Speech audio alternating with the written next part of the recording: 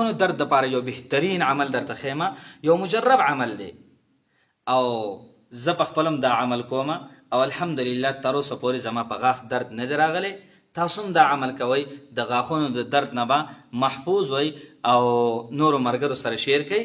ځکه شیر کول صدقه جاریه دي چې نور ملګري هم د دې نه خبر شي او هغوی هم دا عمل کوي، نو د هغې غاښونه به د درد نه محفوظ وي.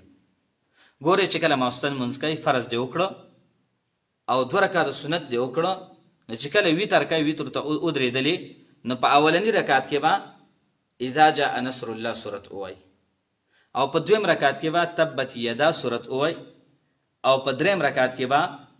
سوره اخلاص قل هو الله احد دغه صورت ووایي. نو ان شاء الله ستا په غاښونو به چرته تکلیف نه راځي، ستا په غاښونو به چرته درد نه راځي. دا عمل برقرار جاری وساته، نو غاښونه به دې درد نه